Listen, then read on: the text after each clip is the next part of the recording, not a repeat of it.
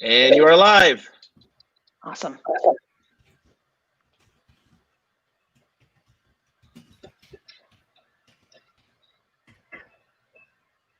Welcome to MADGAINES Live. I want you guys to get a good view of this lovely, fashionable chair that I'm in.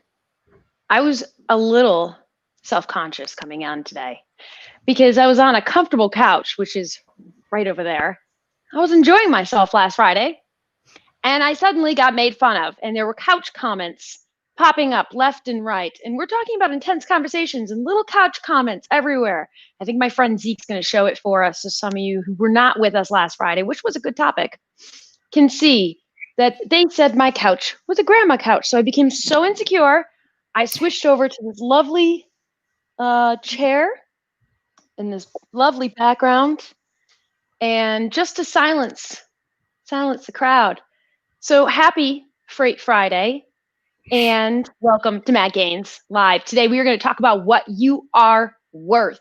Many of y'all out there, you guys think you should be paid more. You think you know what your coworkers are being paid. You think you're not allowed to talk about pay, and we're going to address all that. And then on the flip side, employers, y'all who are just like doing this with pay, we're going to talk about that. We're also going to talk about how to talk to employees who actually have the golden handcuffs and they're doing pretty well financially, even though they don't think they are. And so I got to remember, besides my lovely chair, ooh, Scott's in the house. Oh, let me move this over here so I can see everybody who has comments about something. Let's see. Sharon's in the house. Amanda Miller's in the house. Justin, I'm so excited to see everybody. I'm a little nervous to see if Buttered Bread shows up. So I want to tell everybody that coming up, I think it's in 3 weeks, I'm going to be in person, in human form, in Las Vegas at the Lean Staffing or Lean Solutions Mastermind event. I dropped the link in the description, and the lean people will pop in and they will drop the link as well. Click on the link and check out the event. See if you want to go, and you can hang out with me. And I think it's in Vegas, so they're taking all these COVID precautions. And Michael, if you show up, I can only see you from 6 feet away, but at least we'll see each other in person. So happy Friday. The freight coach is in the house. I'm sure he'll have something to say about my furniture. Maybe he'll tell me how chic and modern I am now. Natalie's in the house. Ben's in the house. Welcome, guys. We are sponsored by SwanLeap, my favorite PMS. And they are my favorites because they are nice and flexible. They're new. They're modern. They're already integrated with a lot of shippers. And they provide the reporting that someone like me in legal and finance and compliance, analytics, we love that reporting on all that data so we know how we're making money, who's making us money. And SwanLeap does that for us. I love that product. In fact, for Madtropolis, they're going to give us 6 months free. So click on the link that's in my description. All right, let me introduce my crowd because we've got a very intense topic. Whenever Michael Caney is with us, the topic is very intense and we have to move fast because there's so much good substance. So Michael, for those who do not know you, could you introduce yourself, and then Beth will introduce herself because Beth is new to Madtropolis. Yeah, my name is Michael. Hi, Internet, Freight, Family World. I've been in this business since 2004. I think I've been in, this is my 4th logistics company, and I've done 2 stints in tech, either running the business or selling SaaS. So I've had a kind of a broad spectrum of designing compensation plans, and that would be 6 businesses. Beth has done 3 of them for me. So typically whenever I'm talking about things like this, Cassandra, I am more talking from mistakes that I've made rather than the fact that I am some kind of expert. So I have screwed this up more than I've got it right. And they have been very expensive lessons. So I'm excited to dig into what we're going to talk about today. Beth, welcome to Madtropolis. Could you introduce yourselves to those folks who do not know you? Yep. Thank you for having me on. And Michael, I would say you probably got at least 50% of them right since I helped you with 3 out of 6. So Beth's like, wait, Michael, don't keep doing it wrong. Keep doing it wrong. I need a job. Way to go. Yeah, I've been a sales compensation consultant for 25 years now, if that isn't terrifying. Focusing on figuring out how to get people paid in a way that is a win-win situation. So it's a win for them. It's a win for the company. I love it when salespeople make a lot of money, especially if they are providing even more money for their company in doing so. So that's what I started with a big HR consulting firm, worked with them for 10 years. That's how I learned to do what I do. And then very coincidentally, very fortunately in my life, one of my last projects with them before I started out on my own was with CRST Logistics. And so that got me started down the path of working with transportation companies. That was in 2007. I have now worked with over 200 transportation companies, helping them figure out how to do compensation. So that's what I do. I laugh, Beth, because that's what happens to everybody in transportation. We're like, right. We're doing great until we got this one job. Right. I did not plan on this. It was so like amazingly fortunate in my life because none of the consultants with the big firms really want to focus on this industry. I think they think it's simple, right? They think, oh, it's just logistics. It's very basic. It's very simple. And it's not at all. It is incredibly complex. Right. But that means I'm not really competing with any of like the Hewitts or the Mercers or any of those guys because they're just not there. And as Michael said, I've worked with him 3 companies that he's brought me into, and he actually worked for me for a little while. You forgot that part, Michael. So I'm happy to be here with you guys and to share what we know. I am too. I'm very excited, and hopefully KJ will join us soon at some point in time. He texted me. There's evidently a big windstorm where he is, so he's currently fighting with the internet. So he's trying to. We'll see. All right. So I think that the best thing, and I'm going to pretend this is my idea, but really Michael came up with the outline of the show because he's the genius behind it. I'm just the one that provides the decor and the wine and Zeke, who helps us so much. So, by the way, Michael, tell KG to be in the comments so he can contribute that way too, cool. If he can get onto YouTube, because that's where everybody is. All right, so let's start off with one thing that we want to make sure that we're all on the same page about, which is Michael's idea, which is we should make sure we're all on the same page with what is a compensation package when we hire an employee. What's usually like the prime things that are listed off on your offer letter, so that we're all on the same page. And I don't know, Michael, if you or Beth, whoever wants to take this one. Beth, this is your deal. Okay. I heard you're good at this, Beth. Well, I don't want to step on your toes, Michael. So quick, total rewards. There's a concept called total rewards that HR consultants use. And it's basically thinking about 4 quadrants of the pay deal for your employees. So you've got compensation, which is cash compensation, which is what most of this conversation is going to be about today. But you also have to think about what you're providing from a benefits perspective, what you're providing from a training and development perspective, and what you're providing from a work-life balance perspective. Those 4 things are basically what the employees are looking for in terms of return for what they are giving you. If you're stronger in benefits or work-life balance or training and development, you can probably pay a little bit less from a cash compensation perspective. If you're weak on those things, then you're going to have to pay more from a cash compensation perspective. So I'm not a benefits consultant, and learning and development, that kind of stuff is for another topic, another person. Focusing in on cash compensation is where we're going to be today, but you need to be aware of where the rest of that stands from a competitive perspective, because you may be able to get away with having a little bit less in your cash compensation if the rest of it is good. Makes sense. And I think that, Michael, from our perspective, from the people who don't have all the fancy language, what are we talking about? We're talking about salary, bonus, vacation. And it's all over the place. So I think what's interesting is when I got into this business, everything that I remember was very high commission rate. It was all about cash, right? It was all about how much money you can make. And and it wasn't explained very well, right? So come full circle, you have a lot of larger companies that have gotten into the space. You have a lot of people that have modernized. And so maybe we could talk a little bit about, there's a difference between a salary and a draw and a recoverable draw. And so like if you're talking to your buddy and he's like, man, I get 20%. This guy's like, well, I get 5%.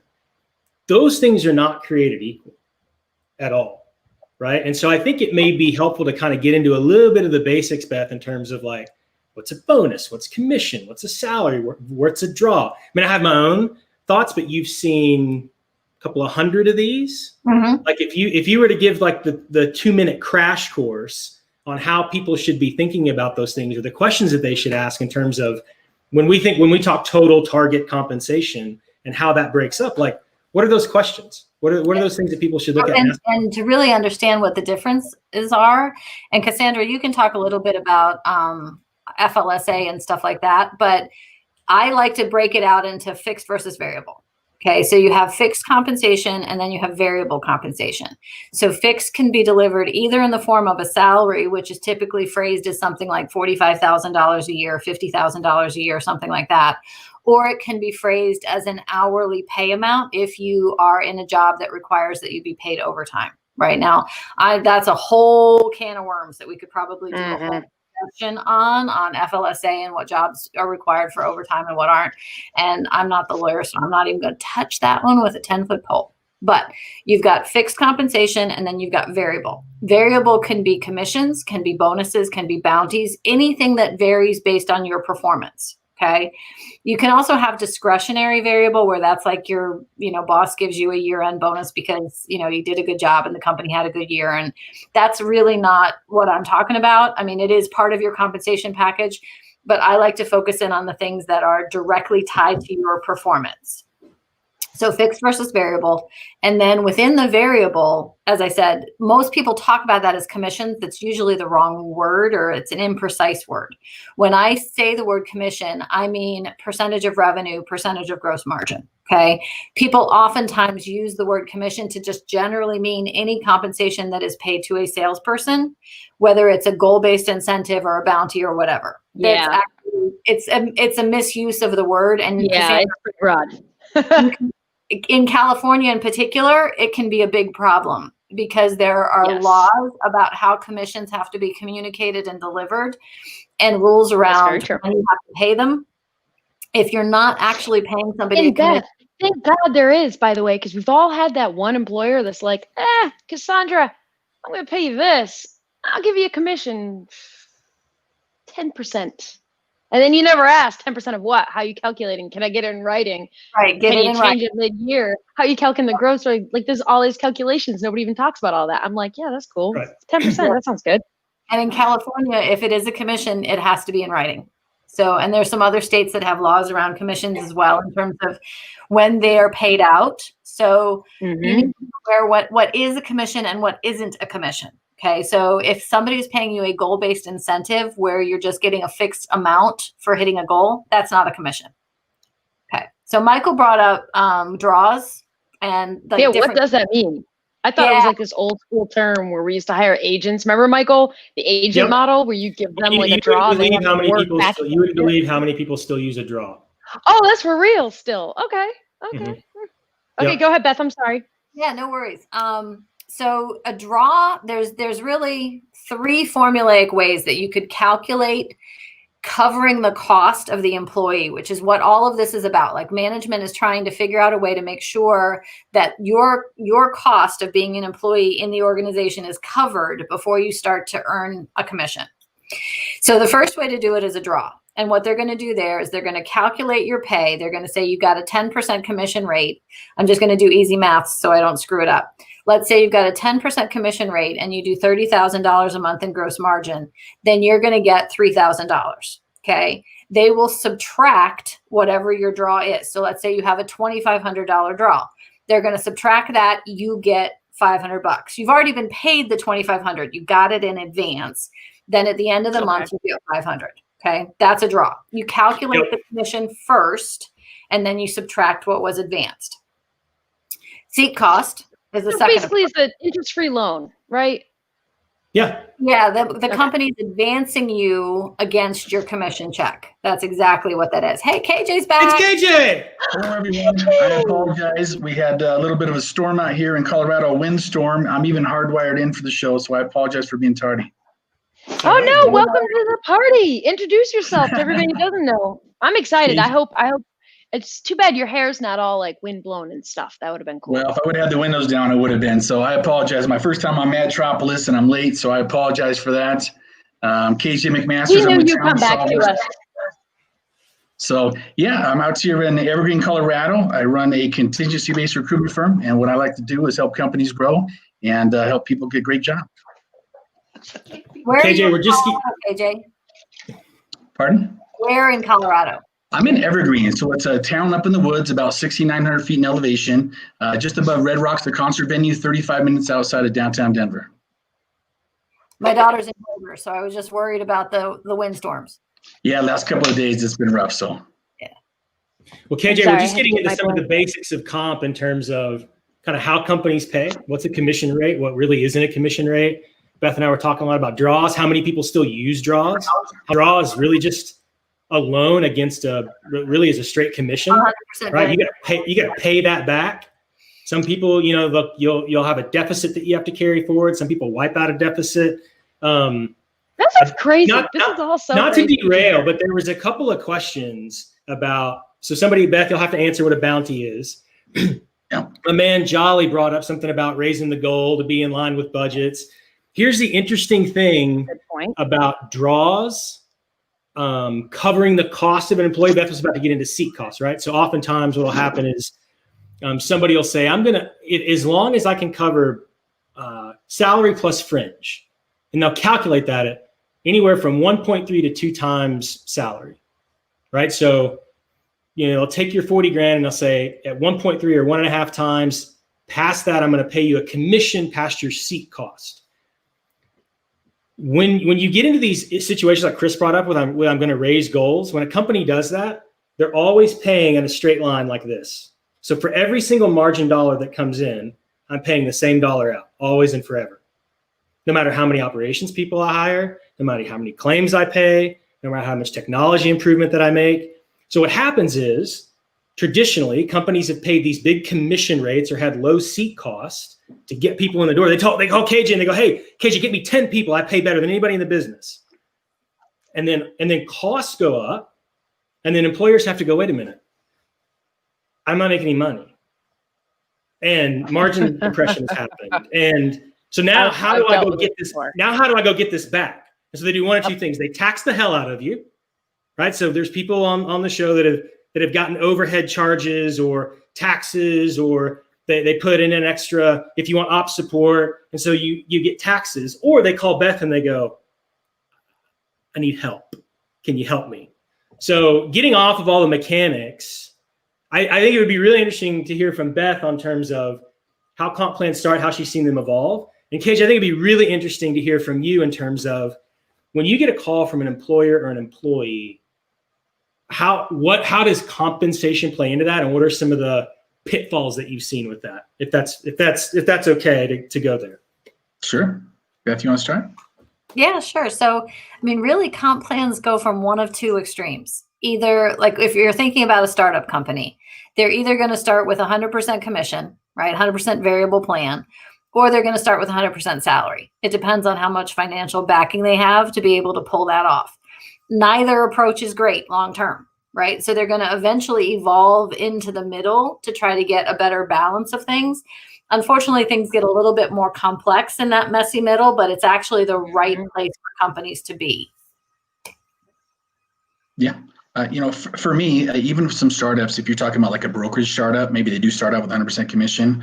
I work with a lot of venture capital backed firms. So maybe they're at seed or they're getting into A. So there is a base component. But when I look at compensation overall, I really look at it as levers that you're turning up and down. So when they come to me, I need to understand, are they market competitive, for me to go out and spend my time to find somebody? So we talk about salary bands. Are they market competitive within the salary bands? And then there's the variable component. And then even additionally, there's some other components when you start looking at some companies offering, shares or options. That's another lever of compensation to discuss when we're in negotiation. And then of course there's maybe some additional work from home, even though everyone's doing quite a bit of that. And then every once in a while, there's a sign-on bonus. You're looking a little bit more on the executive side of things, not talking about startups too much. So I think when I talk to candidates, after having talked to organizations, it's like, what's most important for you as the candidate? Is it extra time off work? Is it you're going to bet on yourself on the variable, or are you going to bet on the shares or the options? Or, I'm getting a little older now, I have 2 kids, do I need to make sure that I'm at the top end of kind of those salary buckets? So I think when I talk to organizations, it's if they're really looking to grow, I think that you got to be competitive these days. I think one thing you Beth, that really, when you had a blog on March 16th of last year, and it talked about, the timing, it was amazing, right, with everything that happened, but it talked about going from these non-recoupable draws to getting somebody more maybe on a higher base pay, going through some of these challenges. So I'm not sure that exactly answered your question, but we're trying to touch on how I kind of approach it and how I talk to organizations about it. One thing. Oh, good.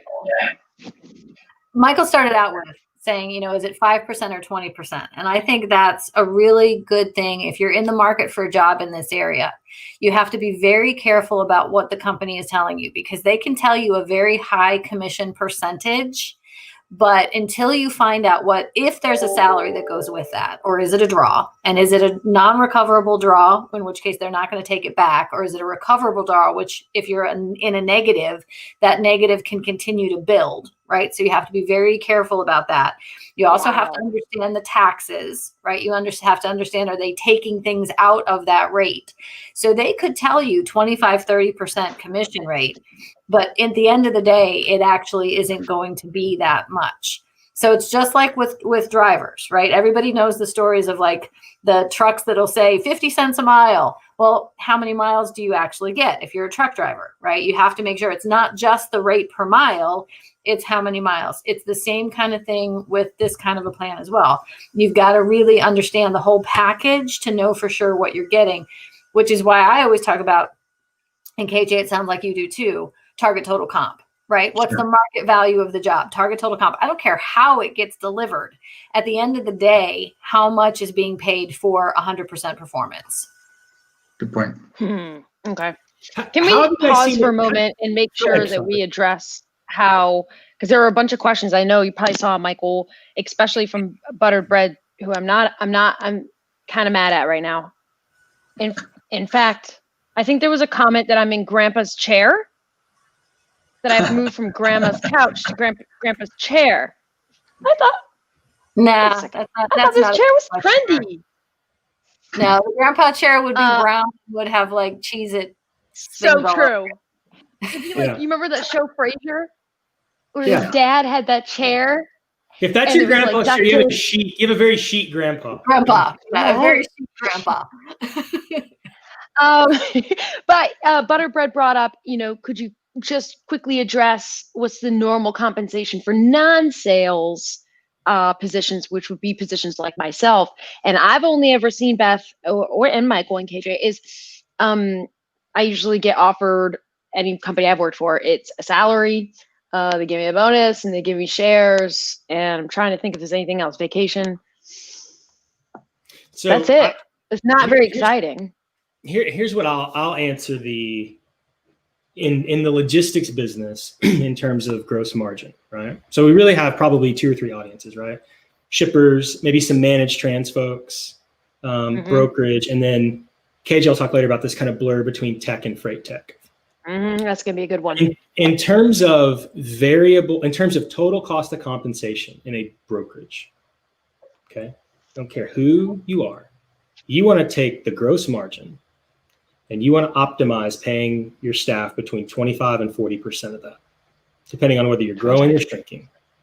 A company, KJ, right, they're going to drop between 3 and 6 points in EBITDA to the bottom line, depending on whether they're growing, shrinking, or whatever. KJ recruited agents for years at Global Trends, right? Like, he's seen it all. Now, how a company cuts that up is what depends. Old school is, I'm going to take 20% and pay the customer side. I'm going to take 10% and pay the carrier side. And I'm only paying 30%. Like, now people may take 15, 10 and take 5% and compensate operations. So to answer your question, Cassandra, as an organization grows, 5%. If I can take 5% of that gross margin and cover my lawyers and my this and my that, I'm probably okay, because the bulk of that comp is going to the people on the floor driving the revenue. So it's a straight percentage. Now, how that gets broken up, that's where people like Beth come in, or options come in, or they start doing, like KJ talked about, levers, right? How do I take that amount of money and create levers based on motivation? We have another question from Vitali, who's like my favorite ever, because he just bought me a drink, basically. Is it unrealistic to be expecting a raise for non-commission based employees every year, even if a person is not promoted?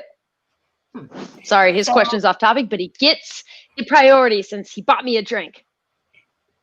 And Cassandra, also, I want to answer your question too. So for non-production employees, it is most common that they're going to have either salary or hourly pay, and then some sort of an annual bonus based on performance, maybe depending on how progressive the company is.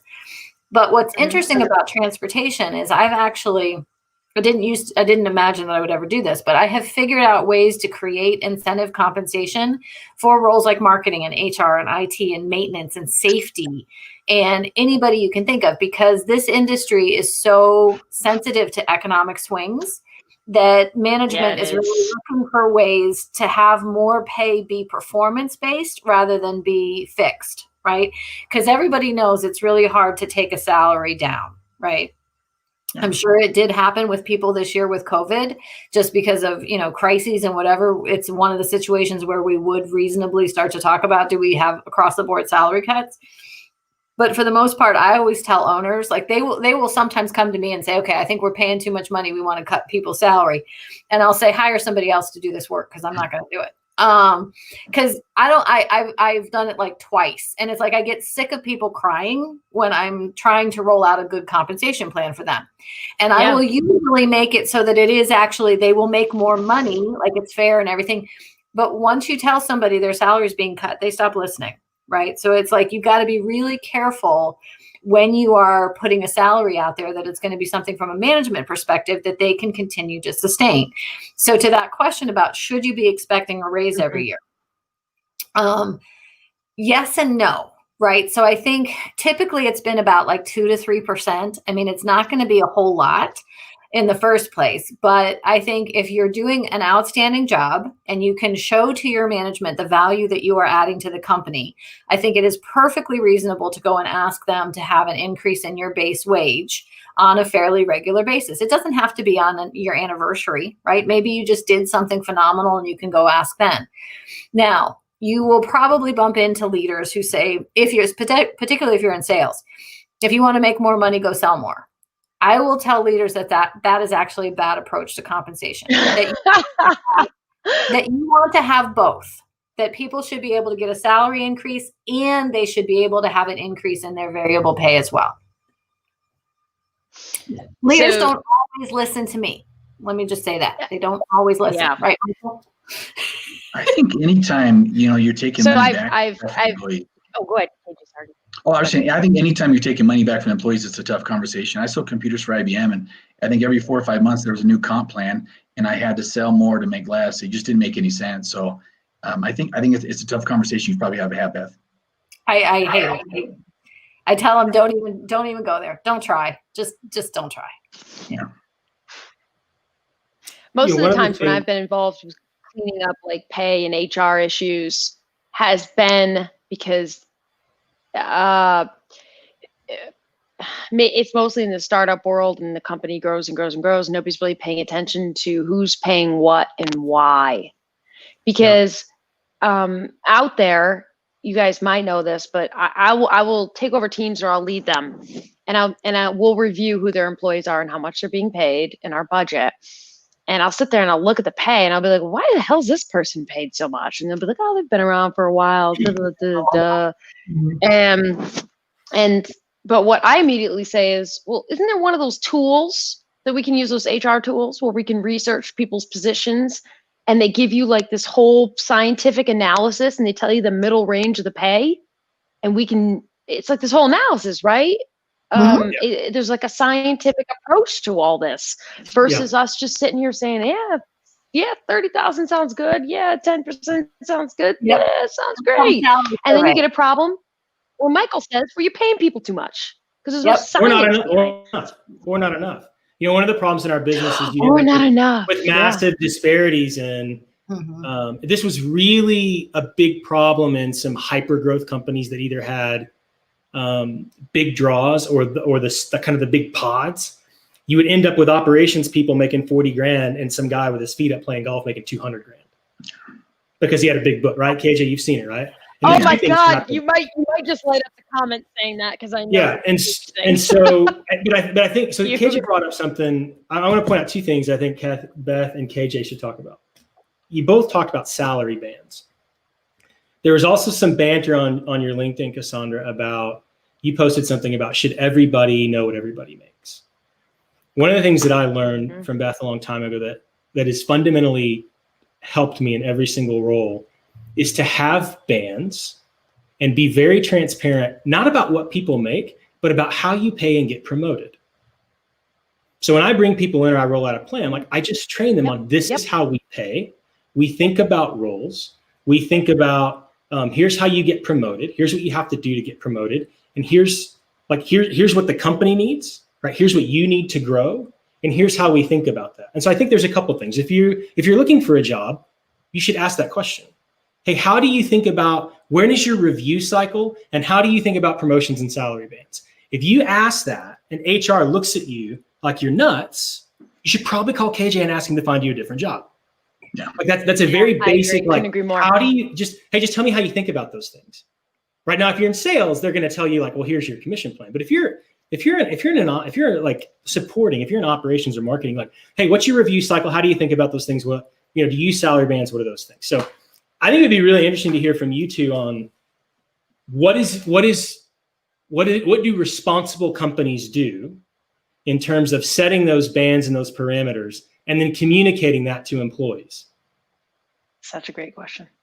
Yeah, I'll step in on the first question as far as should everybody know what everybody makes? I look at it's kind of a personal finance question, really. So I don't know that I would talk about what I make, and I haven't had a job in a long time, so maybe it's different. But as far as how companies approach it, or let's say you're going to be at the lower end of the salary band, you're trying to negotiate at the end to get your job, then maybe, Michael, there's some great questions right there. So when is your review process? Is it after year one? Well, if I come in and do a great job, can we go ahead and negotiate, and can we do that at month 4, 5, or 6 to try to get where I need to go sooner in the process?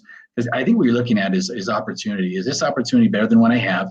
Am I going to learn a new skill set that's going to help further my career? Is this a company that's a rocket ship I'm getting with early? So sometimes, do I always need to get an incremental raise in my base pay when I start a job?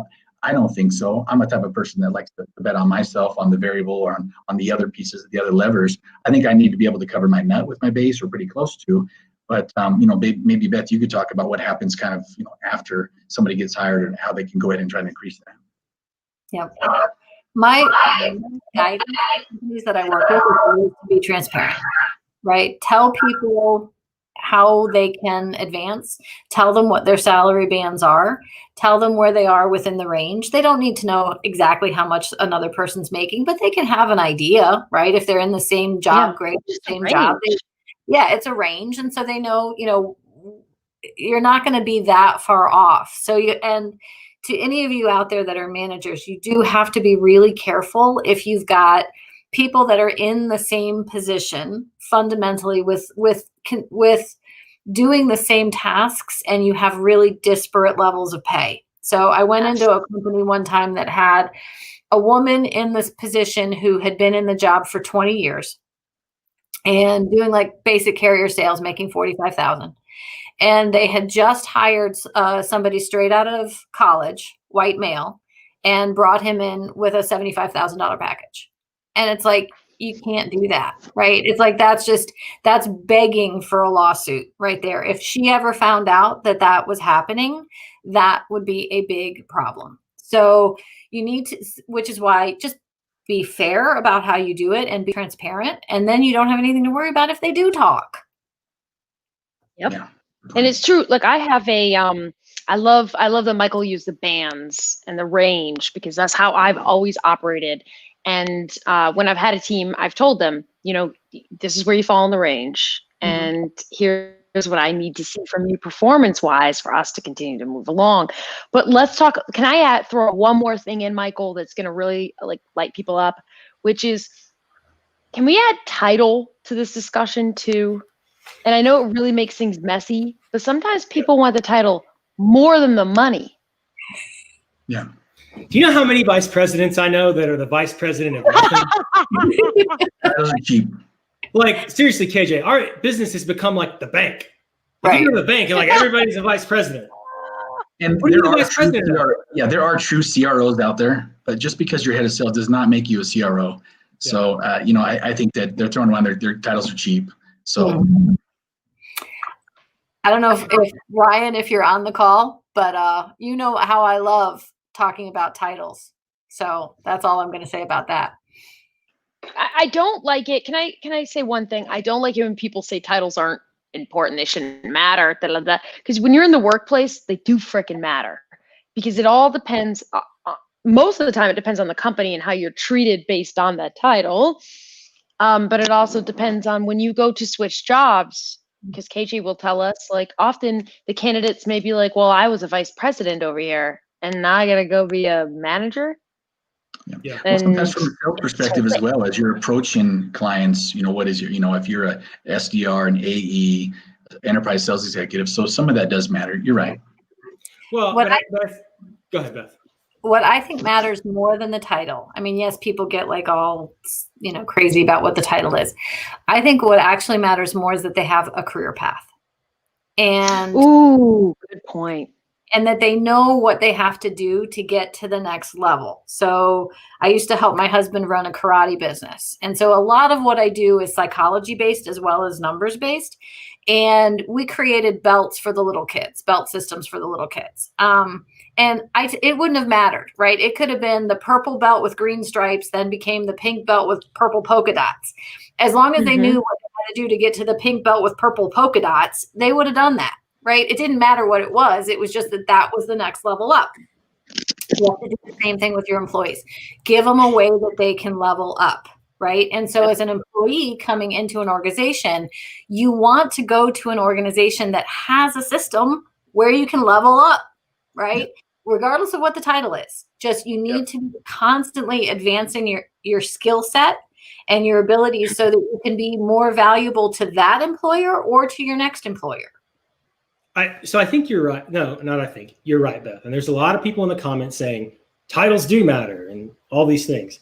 And Buttered Bread said something about people don't want to talk to a team lead or a director. Well, respectfully, you're wrong. Too. Because there are companies where I know a general manager coming out of a certain company is far more valuable than a senior VP. Like there are companies where there are senior vice presidents, and it means they have 5 people on their team and they do $5 million a year.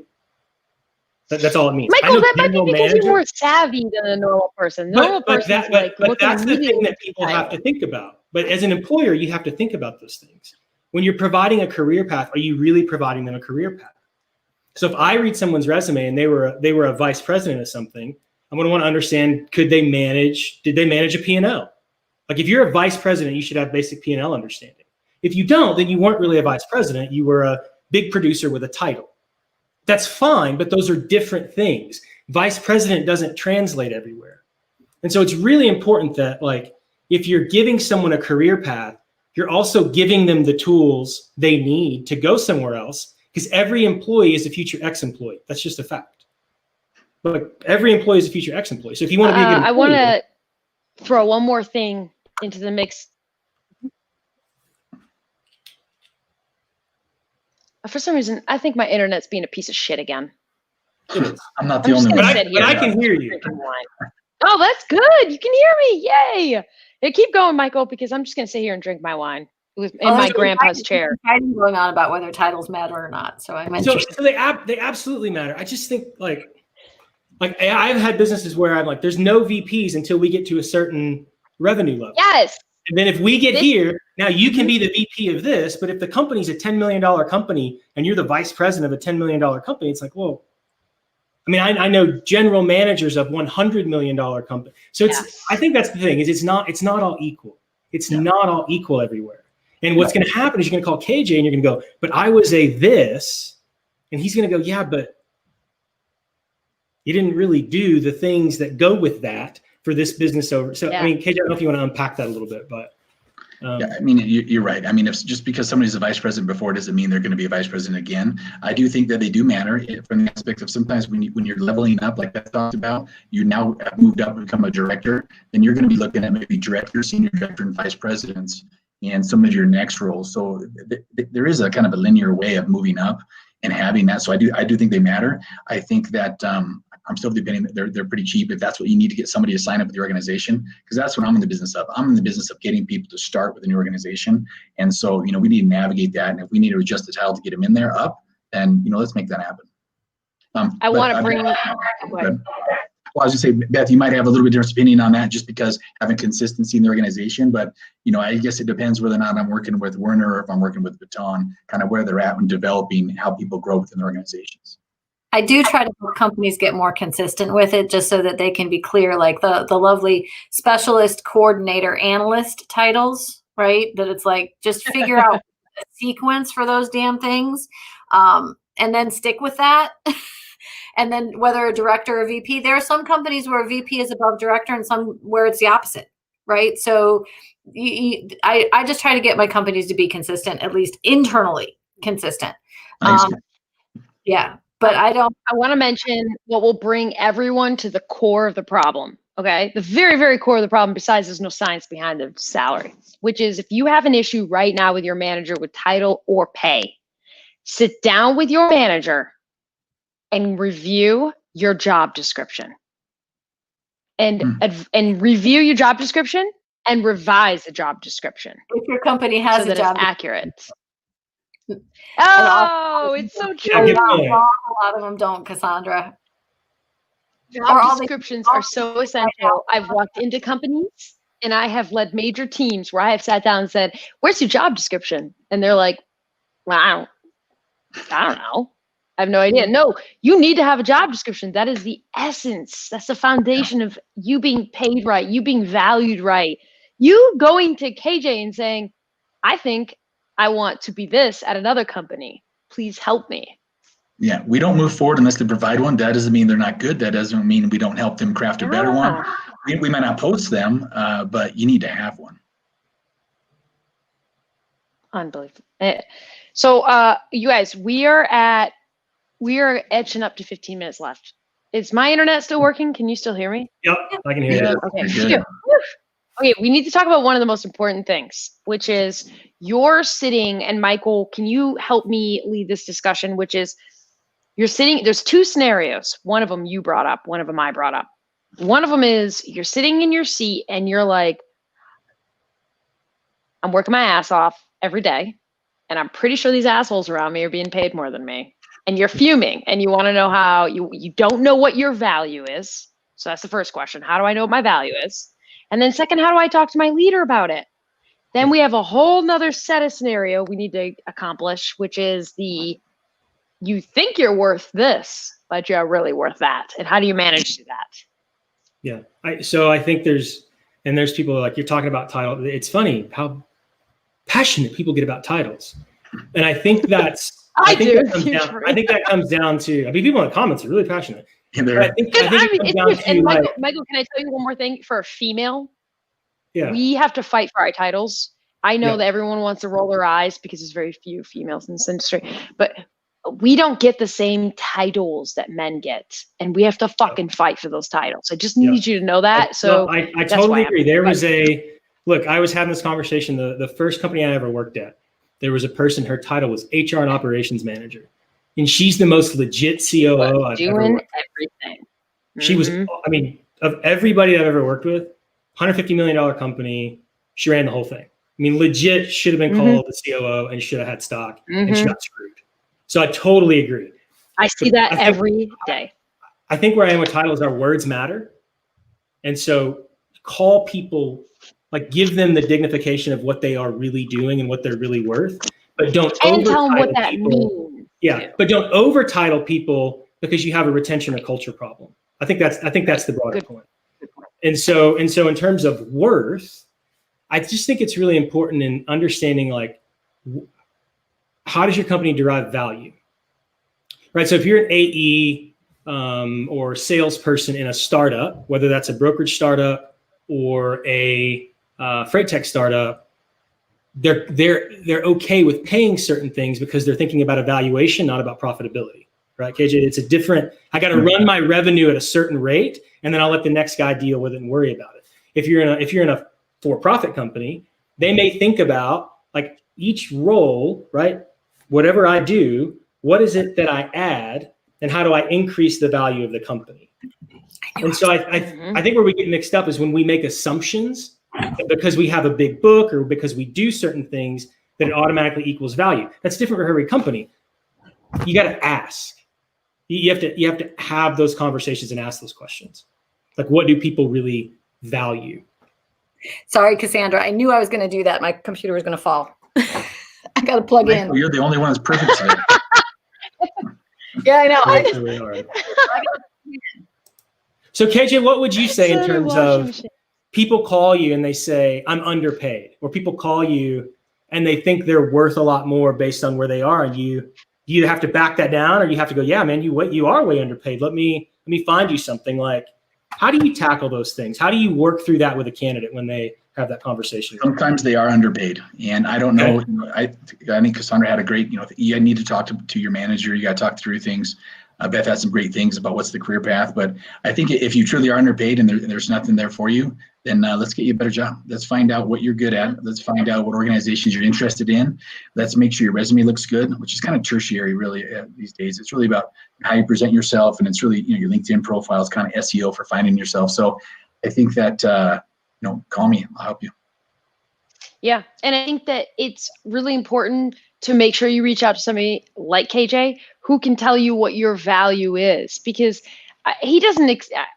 I just feel like you have to build relationships. He's got to know for a long time what you need and what you're looking for, because it takes time. But without you, KJ, what I've told other people before I knew you was, in order for you to truly understand your worth, and you don't have the tech access that Beth has and that HR leaders have, which tells you like your range, you need to always, this is my advice, always be interviewing and applying for jobs. And you'll figure out quick what your worth is. And people don't like doing that because it's a lot of work and you put yourself out there. And it's a little bit of risk because you have an employer who could find out. But if you don't always be doing that and knowing what you're keeping the thumb on the pulse on what your value is and what other people out there are earning and doing, I mean, you don't know what your value is. So it's hard for you to argue to your leader that you deserve more. But also, I mean, what if you're fired the next day? Sure. If you had been constantly updating your resume and looking for jobs, you're good. You can make phone calls. You can do this. You can do that. You know what your value is. So that's been my thing, but take it with a grain of salt. No, I think it's smart. When I talk to people is, you're always busy end of month, end of quarter, end of year. But that first couple of weeks, the beginning of the next quarter, that's when the chance to go back and touch up your resume. You're only doing it quarterly.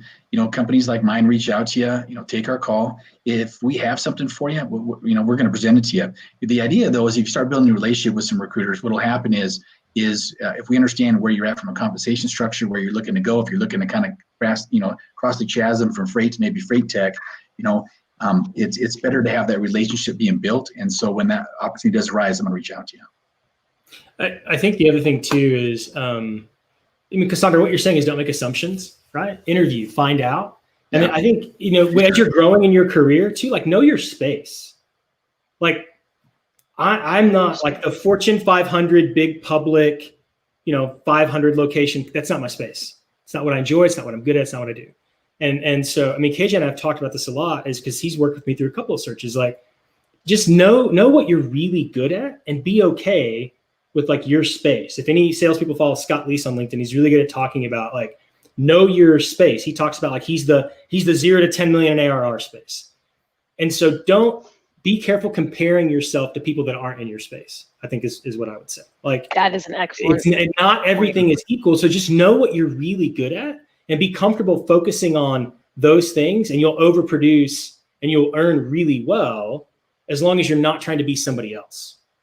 If that makes sense. So I've had the situation, somebody brought up in the comments, is I want to back up to the always looking for jobs and knowing your value and then negotiating your pay increase and having that conversation with your manager. Clearly, you don't go to your manager and say, I've been looking for a job and I got this job at this price. What you gonna do about it?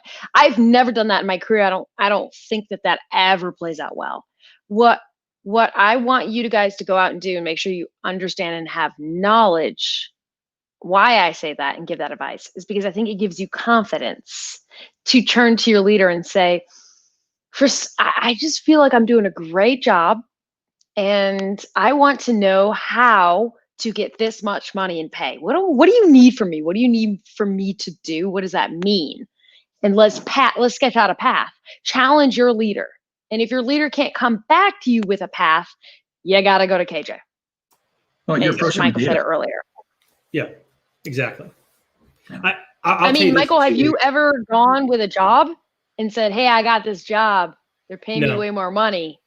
Yeah, I haven't. No. It hasn't worked out well. I will tell you, I had, for ethical and personal decisions, decided to leave a job one time. And I rat-holed a bunch of money and decided to leave, and I was going to take a sabbatical. And it wasn't a power play. And the company convinced me to stay, and I probably should have left. Yeah. And so I have never once seen it work out. I've had people try to leave, and I've convinced them to stay. 100% of the time, it has not worked out. It's the dreaded counteroffer. Yeah, I tell people all the time, don't take the counteroffer. Like when I've told people that I've advised, when you go in to resign and you get the counteroffer, respectfully decline. It never works. Like never have I ever seen it work. Not with me and not with people that I've retained. It's never worked. And so what you get into is that's the management debt piece. Horowitz talks about this in The Hard Thing About Hard Things, right? Yeah. You pay them, right? And then everybody else finds out that you overpaid them to keep them. And so now you're doing because it becomes a rumor mill, and they're all like, "Oh my God, Cassandra's going to leave," but now she's not. Employers always pay for that long term, always. They're scrambling. They did not expect it. They're throwing money at a hole, and they're going to confidentially backfill you. And so then you're out of that job, and the new opportunity, you burn that bridge because you've rescinded your offer. Mm-hmm. And the employer's always going to feel a little like you got them. It never works well. It never works well. Yeah. Beth, have you had experience in this category and advice here in how to talk to your manager about getting more money? I would just say be realistic, right? So there are a lot of people who I had a conversation, I actually posted about it on my LinkedIn. Somebody called me this week and said, I think I'm worth more than I'm currently being paid. Can you help me? Because they know I have salary survey data. And so they wanted me to give them, so what is somebody in this role what's realistic in this industry? And so he proceeded to go through like all of his background, on previous jobs and educational stuff and everything, none of which was relevant for what he was doing. Irrelevant. Right. It's irrelevant. What are you doing right now? It doesn't match the job description. I've told people before that it's like, it doesn't matter if you were the CEO of a Fortune 500 company.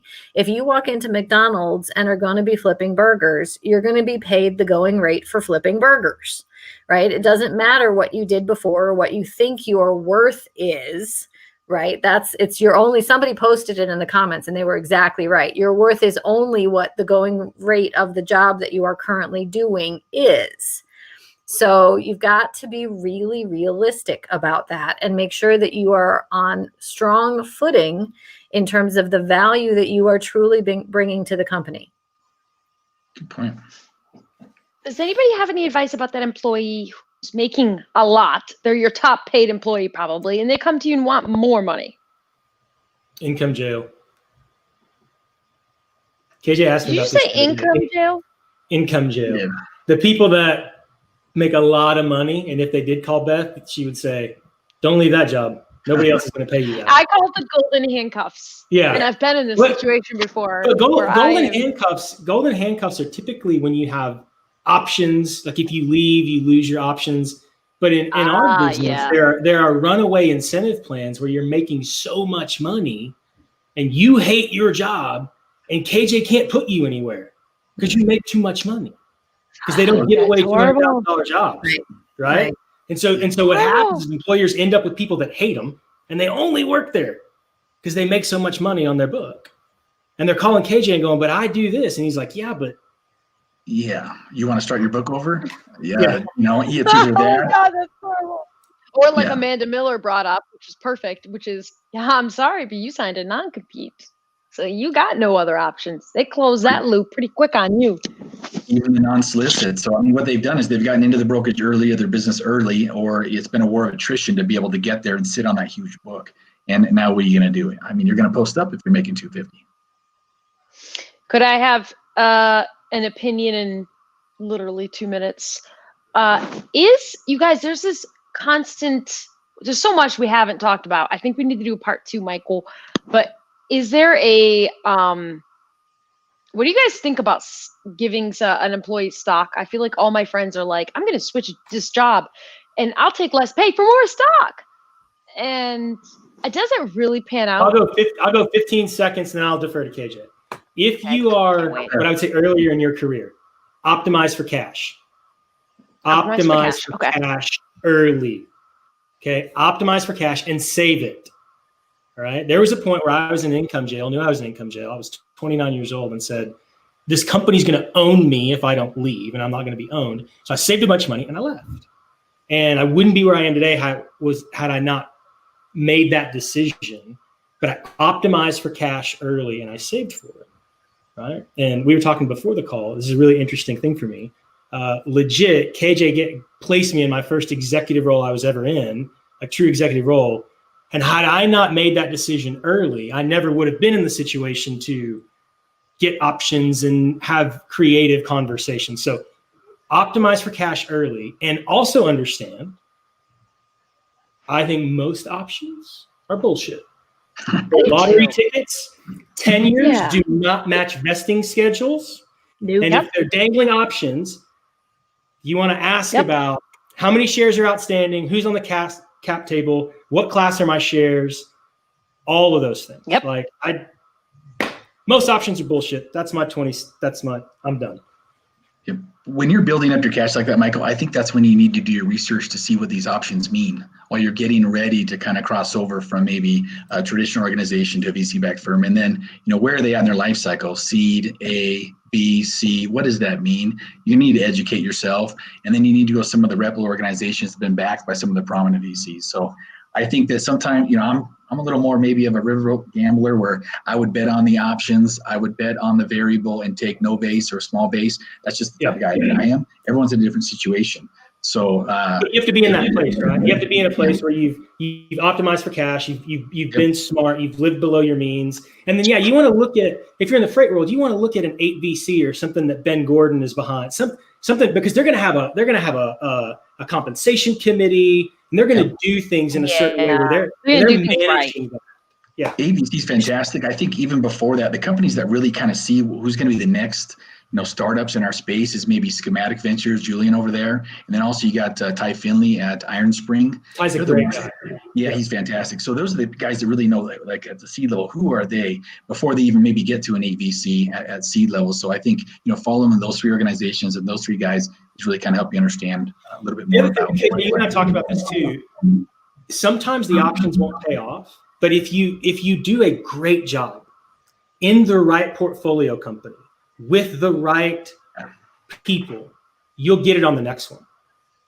You're going to have more opportunities. Right? So you get in with like an 8 VC portfolio company or one of Ty's companies, even if it doesn't pay off in that job, if you do an outstanding job, that then becomes about just aligning yourself with the right people that have integrity, and they carry you with them.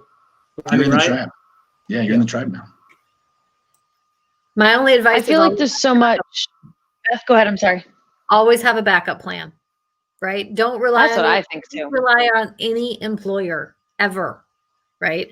I have I've seen people that have been with companies for 25 years get laid off right before Christmas.